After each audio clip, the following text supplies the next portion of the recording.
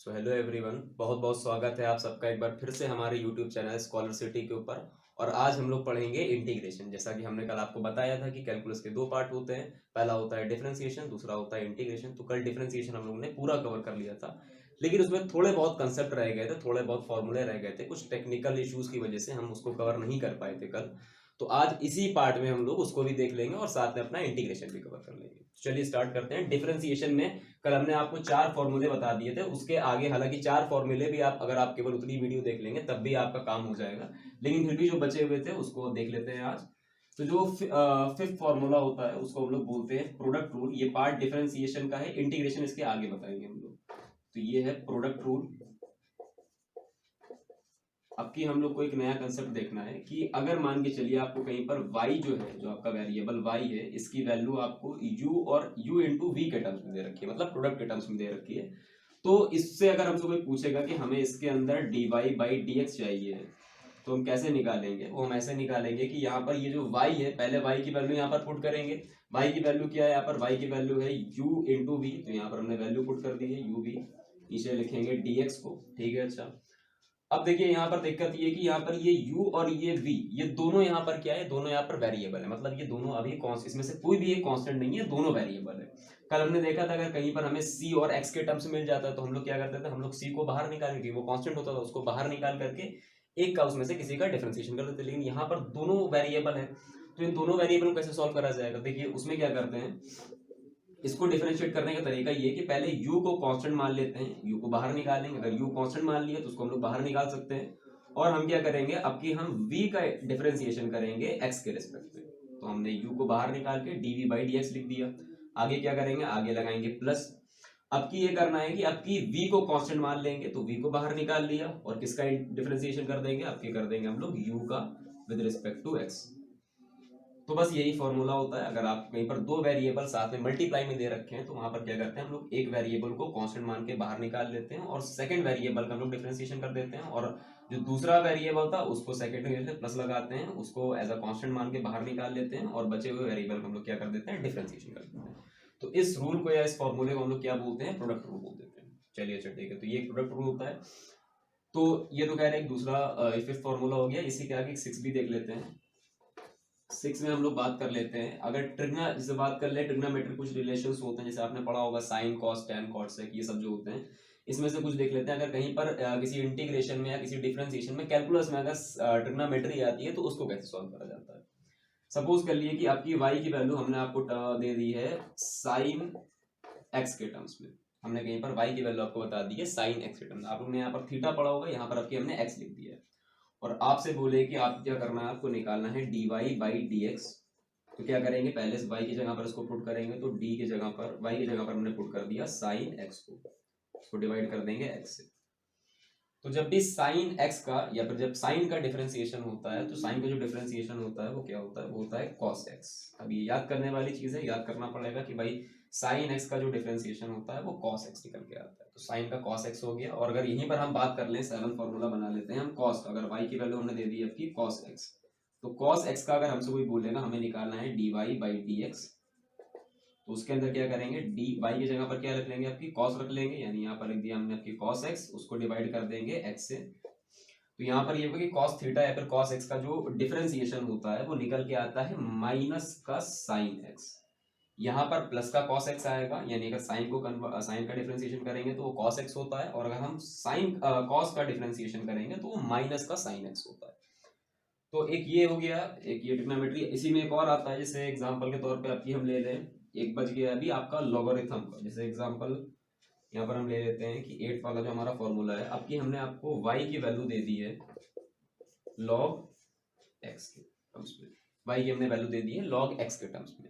तो अगर आपको ऐसे किसी भी वेरिएबल का डिफरेंशिएशन करना होता है तो उसका डिफरेंशिएशन कुछ ऐसे होता है कि y की जगह पर हम क्या रखेंगे? log x रखेंगे, उसको dx के रिस्पेक्ट में डिफरेंशिएट करेंगे। तो log x का जो डिफरेंशिएशन होता है वो होता है 1/x। बस y का डिफरेंशिएशन क्या होता है? 1/x हो जाता है। log x का जो डिफरेंशिएशन होगा वो क्या हो जाएगा? 1/x हो जाएगा। तो यही कुछ फॉर्मूले रह गए थे जो हमने सोचा कि आपको इस वाली वीडियो में कवर करवा देते हैं। बाकी आज का जो पूरा टॉपिक है फोकस रहेगा वो इंटीग्रेशन के ऊपर ही रहेगा। तो इस यही बस बचे थे, इसी को नोट कर लेंगे। हालांकि इसमें एक साइन tan का भी आता है, लेकिन tan का हमें इतना कुछ काम अभी नहीं फिलहाल पड़ेगा, जब आप धीमे धीमे पढ़ेंगे तो आपको समझ में आ जाएगा। जो काम के हैं केवल फॉर्मूले, वो हमने भी आपको बताए। तो ये कुछ फॉर्मूले काम के होते हैं। चलिए फिर इसके बाद में स्टार्ट करते हैं हम लोग इंटीग्रेशन।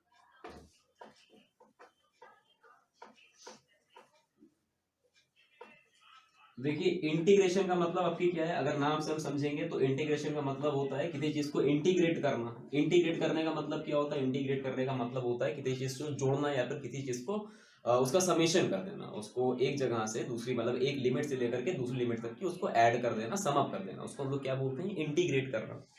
तो भाई इसका मैथमेटिक्स में क्या काम है, देखिए यहाँ पर कुछ वेरिएबल कुछ फंक्शन के अकॉर्डिंग ही होगा यहाँ पर काम। जैसे अगर हम बात करते हैं इंटीग्रेशन की, इंटीग्रेशन भी क्या है, कैलकुलस की एक दूसरी पार्ट है, इसकी दूसरी ब्रांच है इंटीग्रेशन। अब इंटीग्रेशन में ये होगा कि हमें फंक्शन निकालना हो। अभी तक कि हम इसके डेरिवेटिव निकाल लेते हैं, अब की हम क्या करेंगे, अब की हमसे ये हम ये कह सकते हैं कि इंटीग्रेशन के अंदर हमें समेशन तो करना होता है, लेकिन उसका अगर हम बात करेंगे टेक्निकल मीनिंग की, तो उसकी टेक्निकल मीनिंग ये होती है कि हमें ऐसे केसेस में ये होता है कि हमें फंक्शन दे रखे होते हैं, या फिर हमें हाँ फंक्शन दे रखे होते हैं, हमें उसके डेरिवेटिव कैलकुलेट करने होते हैं। तो या फिर आप सिंपल लैंग्वेज में समझिए कि समेशन ही हुआ इसका मतलब। देखिए अच्छा यहाँ पर करना ये है कि जैसे एग्जांपल के तौर पे जो इंटीग्रेशन का, पहले समझते हैं सिंबल क्या होता है। इंटीग्रेशन का सिंबल फिलहाल ये होता है, इस तरह से एक ऐसा सिंबल होता है, इसको बोलते हैं इंटीग्रेट, ये इंटीग्रेशन का सिंबल होता है। तो खैर ये तो इसका सिंबल हो गया। अब इसे सीधा हम फॉर्मूले से उठाते हैं। पहला फॉर्मूला होता है इंटीग्रेशन का, जैसे हमें कहीं पर दे रखा है कि हमें इंटीग्रेट करना है, ये इंटीग्रेट का सिंबल हो गया। इंटीग्रेट हमें करना है x की पावर n, और आगे लगा देते हैं dx के रिस्पेक्ट में। हमने आपको बताया था आपको यहाँ पर डेरिवेटिव गिवन होता है, आपको फंक्शन निकालना होता है। तो यहाँ पर आपको क्या दे रखा है, डेरिवेटिव दे रखा है, आपको इसका फंक्शन निकालना है। तो ये डेरिवेटिव के रिस्पेक्ट में आपको बता रखा है, आपको dx के रिस्पेक्ट में x की पावर n का क्या करना है, आपको इंटीग्रेशन करना है।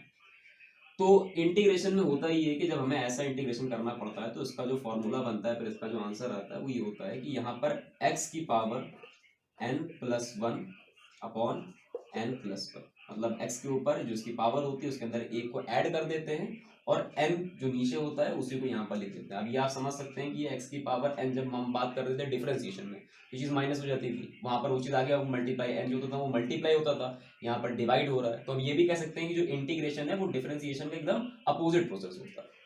तो कह रही है इसका फॉर्मूला होता है। जैसे एग्जाम्पल ले लें, इसका एग्जाम्पल के तौर पर एग्जाम्पल समझते हैं इसका, कि कहीं पर हमें दे रखा है हमें इंटीग्रेट करना है x की पावर 3 को dx के रिस्पेक्ट में।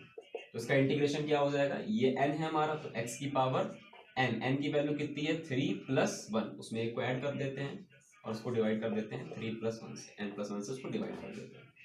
तो यहाँ पर क्या होगा, यहाँ पर x की पावर हो जाएगी 4, और नीचे भी क्या लिख देंगे, 4 लिख देंगे। तो इस चीज का जो इंटीग्रेशन होता है वो कुछ ऐसा निकल के आता है, x की पावर 4/4। ठीक है, हमने क्या करा, हमने केवल इसके ऊपर एक पावर को ऐड कर दिया है। तो ये 3 के ऊपर एक पावर जब 1 ऐड करेंगे तो x की पावर 4 हो जाएगी, और नीचे भी हमने इसको ऐसे ऐड करके लिख दिया है 4। तो इस चीज का इंटीग्रेशन जो होगा वो कुछ इस तरह से होगा। चलिए चलिए ये हो गया। अगर कहीं पर आपको दे रखा है, सेकंड फॉर्मूले की बात करें, कहीं पर हमें दे रखा है कि हमें इंटीग्रेट करना है। अच्छा इसमें एक और भी बात समझ सकते हैं, इसमें एक सी होता है, इस सी का भी कंसेप्ट समझ सकते हैं। ये सी क्या होता है एक्चुअली में, इंटीग्रेशन जो होते हैं मेनली दो टाइप के होते हैं, एक होता है डेफिनिट, एक होता है इनडेफिनिट। डेफिनेट का मतलब ये होता है कि हमें ये नहीं मालूम है, अभी ये हमारा इंडेफिनिट है, हमें यहाँ पर ये बात नहीं मालूम है कि हमें किसी चीज को इंटीग्रेट तो करना है, किसी चीज को समेशन तो करना है उसका, लेकिन कितना करना है, कहाँ से कहाँ तक करना है, हमें लिमिट नहीं मालूम है ऐसे केस में। तो ऐसे केस में आगे हम लोग एक +c लिख देते हैं, उसको हम लोग कुछ कांस्टेंट बोल देते हैं। मतलब हम लोग के अगर हम बात करेंगे फिजिक्स में, तो हम लोग को ऐसे इंटीग्रेशन की जरूरत भी नहीं पड़ती है, हम लोग को डेफिनेट ही पड़ती है। अभी आपको लिमिट वाला भी कंसेप्ट बताएंगे।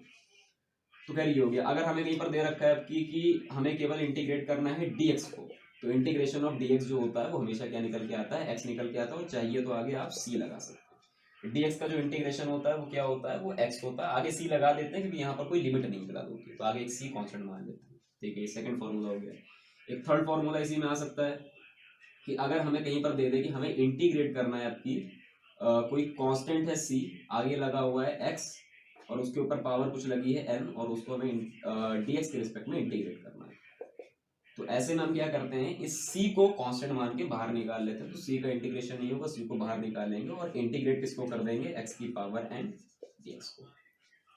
तो ऐसे केस में क्या करेंगे, अगर एक कांस्टेंट हमें दे रखा हो तो उस कांस्टेंट को हम लोग बाहर निकाल लेते हैं और x की पावर n dx को हम क्या कर देते हैं, इंटीग्रेट कर देते हैं। और आगे चाहिए तो खैर अभी तो ये पूरा इंटीग्रेशन नहीं हुआ, जब ये अच्छा अब ये इंटीग्रेशन कैसे होगा, एकदम सेम इसी तरह से हो जाएगा। इसी का क्या हम कर सकते हैं, यहाँ पर c को लिख देंगे और इसका जो इंटीग्रेशन होता है वो क्या होता है, वो होता ही है, तो यहाँ पर लिख देंगे x n की पावर 1 अपॉन n+1, आगे लगा देंगे xc। तो ये ऐसी कंसेप्ट चीजों का ऐसे इंटीग्रेशन होता है। जैसे इसका एग्जांपल देख लेते हैं। इसका एग्जांपल में क्या हो जाएगा, इसका एग्जांपल ये हो जाएगा, कहीं पर हमें इंटीग्रेट करने को बोला गया है 3x² dx के रिस्पेक्ट में। तो ऐसे में ये 3 क्या है, 3 ये कांस्टेंट है, तो इस 3 को बाहर निकाल लेंगे, 3 को बाहर निकाल लिया जाए भाई, 3 बाहर आ जाएगा, अंदर किसका इंटीग्रेशन करना होगा, x की पावर 2 dx, ये केवल बचेगा, 3 को बाहर निकाल लिया, x की पावर 2 dx में लिख दिया। अच्छा इसका इंटीग्रेशन क्या हो जाएगा, इसको पहले हम यहाँ पर लिख देंगे 3, और इस चीज का अगर हमें इंटीग्रेशन करना होगा तो क्या हो जाएगा, x की पावर 2+1 कर देते थे, x की पावर n+1, यानी x की पावर यहाँ पर 2 है तो 2 में 1 प्लस कर देंगे, कितना हो जाएगा 3, और नीचे इसको डिवाइड किससे कर देंगे, 3 से कर देंगे, नीचे डिवाइड कर देंगे, बीच में मल्टीप्लाई का साइन लगा हुआ है। अच्छा अब क्या होगा, आप देखिए 3 से 3 कैंसिल हो जाएगा, तो लास्ट में जो हमारा आंसर आएगा वो क्या आएगा, वो x की पावर 3 ही आ जाएगा। तो ऐसे ही कंसेप्ट अगर कई बार हमें कांस्टेंट दे रखा हो तो उस कांस्टेंट को हम लोग बाहर निकाल लेते हैं, और जो अंदर वेरिएबल या फिर जो भी हमें ये x या जो भी चीज दे रखी होती है उसका हम क्या कर देते हैं, इंटीग्रेशन कर देते हैं। तो ये कुछ फॉर्मूले होते हैं, तो ये एक फॉर्मूला ये भी हो गया। अच्छा इसी में एक अगर हम बात करें, इसी में हम समझ लेते हैं, अगर कुछ ज्यादा हमारे पास टर्म्स हो जाए, जैसे अगर कभी कभार ऐसा भी हो सकता है कि आपको टर्म्स बहुत सारे दे दें, तो उसमें क्या करना होगा देख लियो उसमें भी।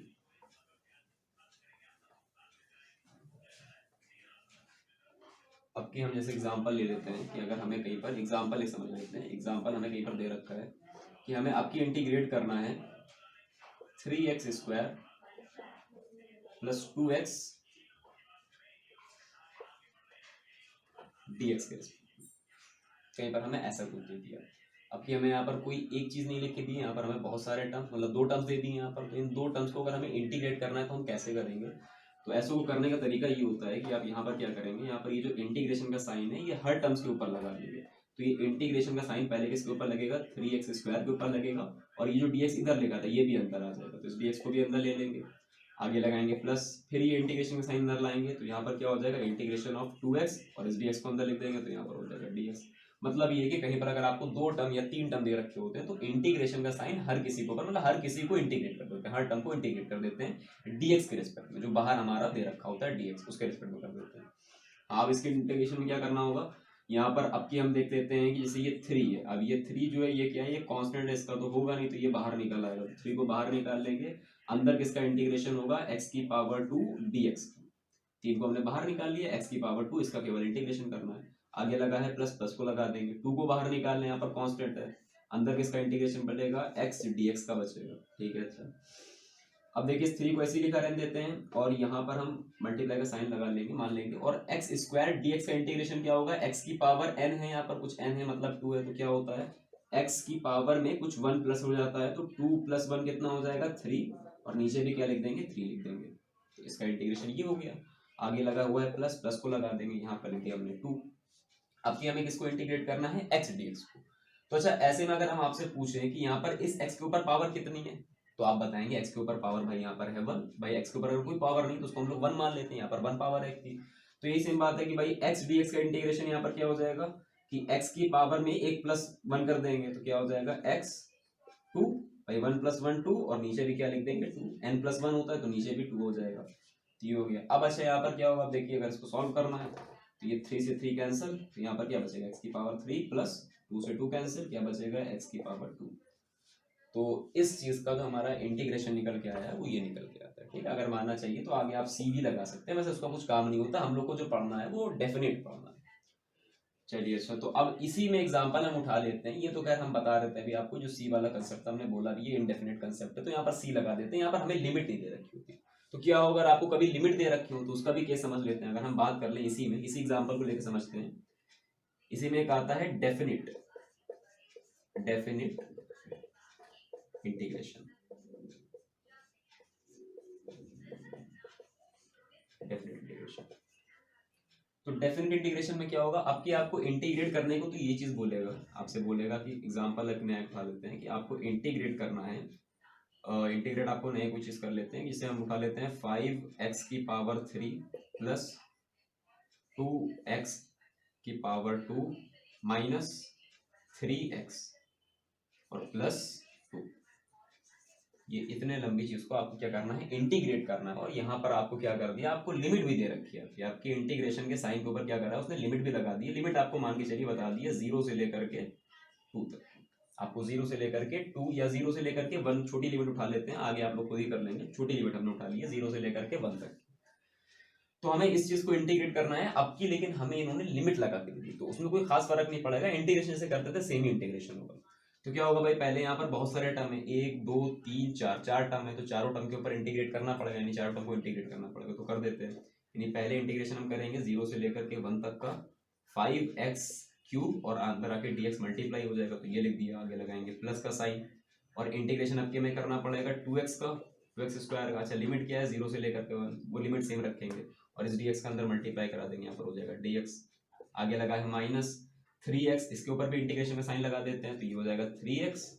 आगे लिख देंगे dx, और आगे लगाएंगे प्लस, आपके किसको इंटीग्रेशन, इसकी लिमिट रख लेते हैं 0 से लेकर के 1 तक, और आगे लिखा है 2, तो 2 का भी इंटीग्रेशन करना है 0 से लेकर के 1 तक की, आगे लिमिट लिख देते हैं dx।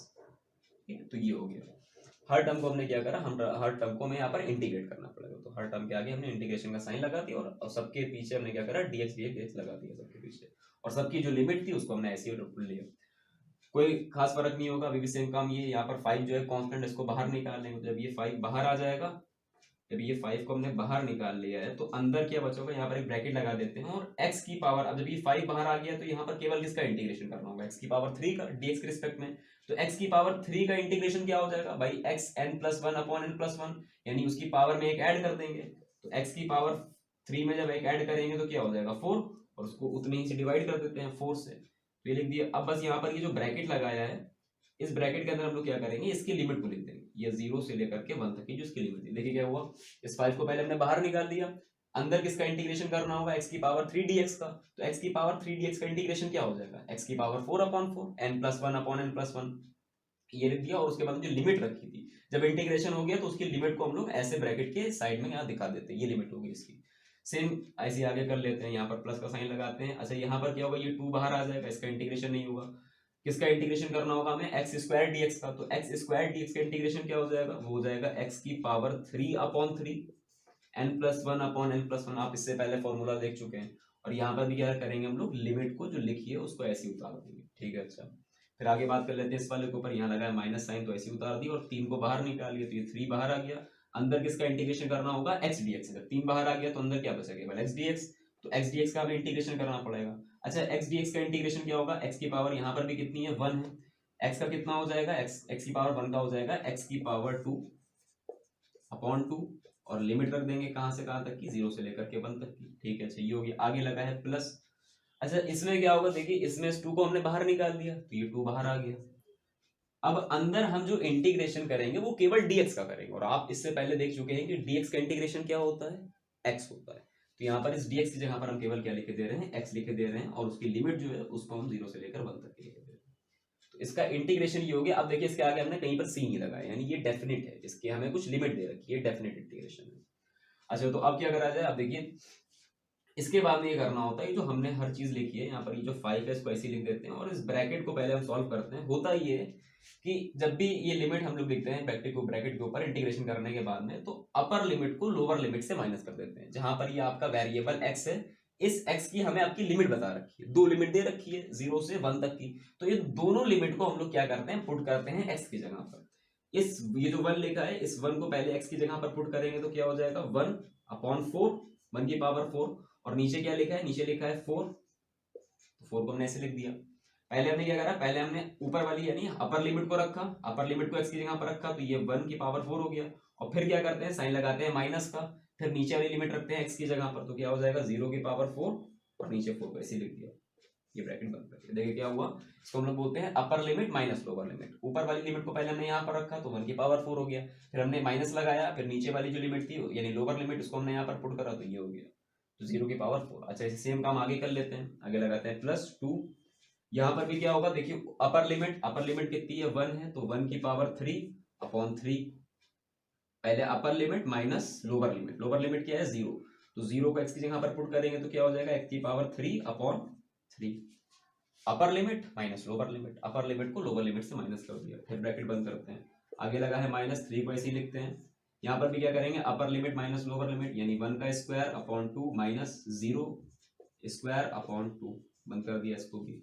सेम काम यहाँ पर कर लेते हैं, यहाँ पर हो जाएगा +2, अपर लिमिट कितनी है यहाँ पर 1 और लोअर लिमिट यहाँ पर क्या है -0 है ना, लोअर लिमिट है 0, माइनस लिखते हैं, upper limit minus lower limit, तो इसको हमने इतना लिख दिया। अब इसके आगे हम क्या करेंगे, इसके आगे हम एक सिंपल जो हमारी अलजेब्रा होती है उसके अकॉर्डिंग सॉल्व करता है। अच्छा ये तो पूरा 0 हो जाएगा मेरे अकॉर्डिंग, ये भाई 0 हो जाएगा, 0 की पावर 4 का मतलब 0 ही होता है, तो ये पूरा 0, ये भी 0 हो गया, ये भी पूरा 0 हो गया, ये भी खैर ये तो 0 है ये। तो यहाँ पर क्या बचा है, यहाँ पर बचा है 5, 1 की पावर 4 का मतलब 1, तो यानी 5 इंटू 1/4 प्लस 2 इंटू ये क्या हो गया, ये हो गया 1, 1 की पावर 3 का मतलब 1, तो यानी 1/3 माइनस, आगे लगा है माइनस, और ये हो जाएगा 3 इंटू ये हो जाएगा 1/2, 1 का स्क्वायर मतलब 1, और आगे लगाएंगे प्लस, ये वाला प्लस वो तो 0 ही हो गया था, ये लगाएंगे प्लस, यहाँ पर लिखा है 2, तो इस 2 को ऐसे लिखेंगे और ब्रैकेट में क्या लिखेंगे 1, यानी 2 इंटू 1। अब इसको सॉल्व कर लेते हैं सिंपल, ये हो जाएगा 5/4 प्लस 2/3 माइनस 3/2 प्लस 2। अब इसका आगे आप एलसीएम लेना है तो आप एलसीएम ले, फिलहाल हमने ये आपको जो कंसेप्ट था ये तो आप इसके आगे कर ही लेंगे, एलसीएम लेना है इसके आगे तो हो ही जाएगा, ठीक है। तो इसके बाद में जो भी आंसर आएगा वही क्या होगा, इसका इंटीग्रेशन हो जाएगा। तो यहाँ पर ये एक्स के टर्म्स में जो भी आएगा खैर वो आप कर लिएगा। तो इसमें जो अच्छा लास्ट में जो जैसे यहाँ पर देखिए, यहाँ पर जो वैल्यूज आ रही थी वो हमारी कुछ इस टर्म्स में आ रही थी कि एक्स होगा, वेरिएबल के टर्म्स में आ रही थी, लेकिन यहाँ पर हमें वेरिएबल की कुछ लिमिट बता दी है कि आपको कहाँ से कहाँ तक समेशन करना है, तो वही हमने कर दिया, ठीक। अच्छा अब अगर आपको प्रैक्टिस के लिए करना है तो आप एक काम कर सकते हैं कि ये जो हमने यहाँ पर क्वेश्चन सॉल्व करा था ये वाला, इसी में आप कुछ अपनी लिमिट रख देते हैं 2 से लेकर के 4 तक। आपको आपकी हमने इसमें क्या करा है, इसके हमने 2 से लेकर 4 तक की इसी में लिमिट हमने बता दी है, तो इसी को आप सॉल्व करके देखिएगा। करना बस कुछ नहीं, यहाँ पर हमने लिमिट थोड़ी सी छोटी उठाई ताकि ज्यादा कॉम्प्लेक्स ना हो। यहाँ पर हमने आपकी लिमिट थोड़ी सी बढ़ा दी है, आप 2 को अब यहाँ पर देखिए upper limit minus lower limit यहाँ पर भी करना है, तो यहाँ पर जो अपर लिमिट है वो 4 हो जाएगी, पहले इसकी जगह पर यहाँ पर अगर हम 4 लिखेंगे तो यहाँ पर हम 4 लगा देंगे जैसे वो लिखा हुआ है, और उसके बाद में लोअर लिमिट आपकी क्या है 2 है, तो यहाँ पर ये चीज 0 नहीं होगी, बस उसके ऊपर कोई ना कोई पावर आ जाएगी। तो इसको आप प्रैक्टिस करके देख सकते हैं, इसका जो भी आंसर आएगा वो आप अपने कमेंट सेक्शन में बता सकते हैं। तो खैर चलिए, डिफरेंस जो इंटीग्रेशन था वो हमने कुछ जो बेसिक जो सबसे जरूरी चीज थी वो यही होता है, इसके अभी आपको आगे काम भी पड़ेगा फिजिक्स में, अभी आप जो सॉल्व करेंगे जो हमारा 3rd चैप्टर है motion in a straight line, उसमें आपको काफी ऐसे कुछ क्वेश्चंस मिलने वाले हैं। चलिए ठीक है, तो इंटीग्रेशन में जो 3 फॉर्मूले थे वो तो हो गए, अब इसमें जो नेक्स्ट फॉर्मूले होते हैं उसको देख लेते हैं।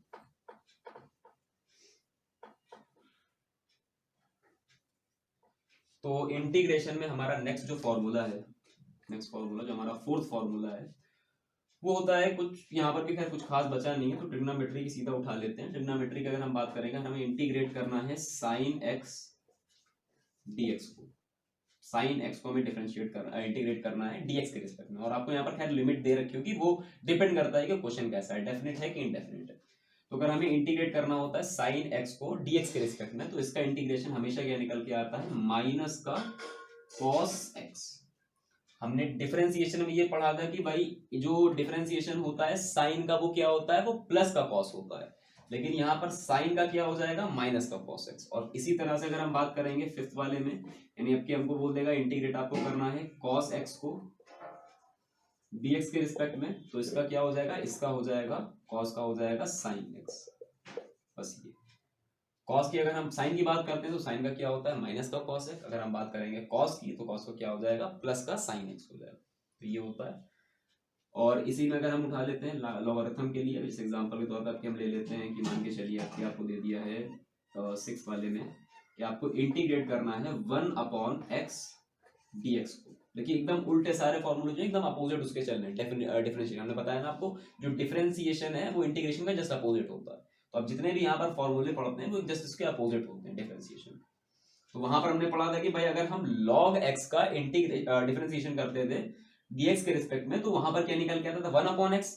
तो यहाँ पर क्या दे रखा है, यहाँ पर 1/x को आपको डिफरेंशिएट करना, इंटीग्रेट करना है dx के रिस्पेक्ट में, तो इसका क्या हो जाएगा, ऑब्वियस सी बात है यहाँ पर इसका हो जाएगा log x। इसका हमने क्या करा, जब इसको हम इंटीग्रेट करते हैं तो इसका आंसर क्या निकल के आता है, log x निकल के आता है, ठीक।